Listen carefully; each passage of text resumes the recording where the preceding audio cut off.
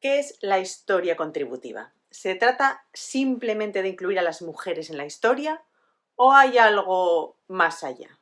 En el estudio de las diferentes disciplinas, el punto de partida evidentemente ha sido la ausencia de una perspectiva feminista, es decir, partimos de disciplinas patriarcales.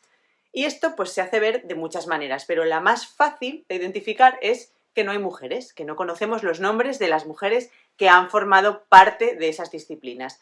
Ya puede ser astronomía, física, cine, música o ingeniería informática, ¿no? Cuando aprendemos sobre las personas que han desarrollado y hecho avanzar un determinado campo del conocimiento a lo largo del tiempo, pues esas personas suelen ser hombres. Esto crea la falsa idea de que las mujeres no han participado en esta tarea, que no ha habido mujeres ahí, ¿no? Y aunque esto pueda parecer una tontería, hasta hace bien poco es algo que no nos cuestionábamos. Simplemente es que no nos hacíamos esa pregunta. Dábamos por buena la historia que nos contaban y en esa historia las mujeres no estábamos. ¿Cuándo empezó a cambiar esto?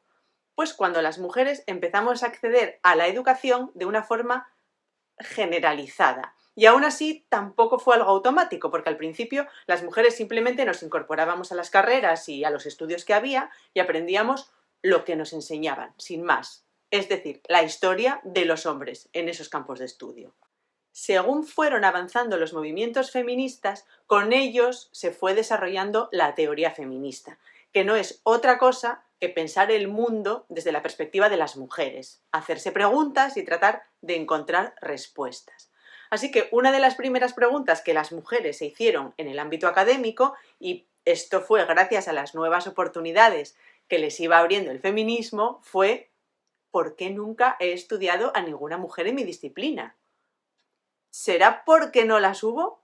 Bueno, pues vamos a ver, vamos a comprobarlo.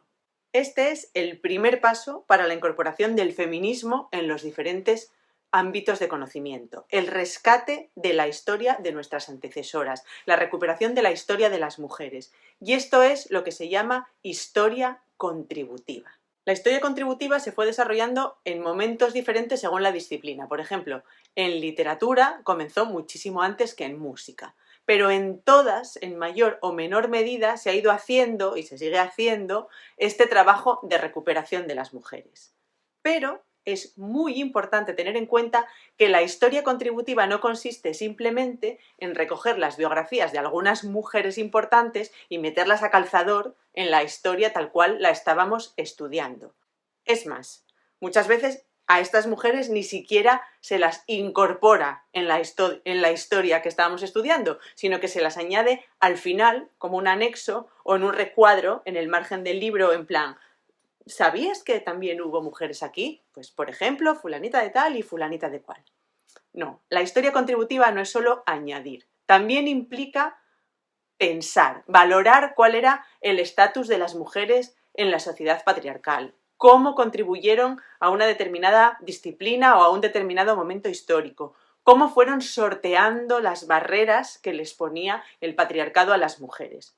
Significa empezar a hacerse preguntas sobre cada disciplina, sobre el conocimiento y sobre la forma en la que nos están contando la historia. Y eso implica hacer visibles, señalar los sesgos patriarcales que hay y que hasta ese momento nos habían pasado desapercibidos. Evidentemente, esto no acaba aquí. Esto es solo un paso, porque cuando empezamos a preguntarnos este tipo de cosas, lo que va a suceder necesariamente es que la historia original va a cambiar.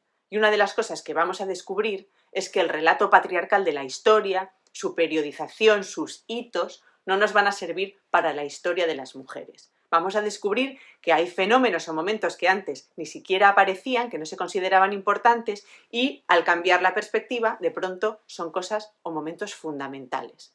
Así que la historia contributiva es un paso hacia la revisión de la historia en general y desde una perspectiva feminista. Y nos tiene que servir no solo, que también, para rescatar y visibilizar nombres y las vidas y las obras de las mujeres a lo largo del tiempo, sino sobre todo para replantearnos por completo cómo es la historia y cómo la contamos.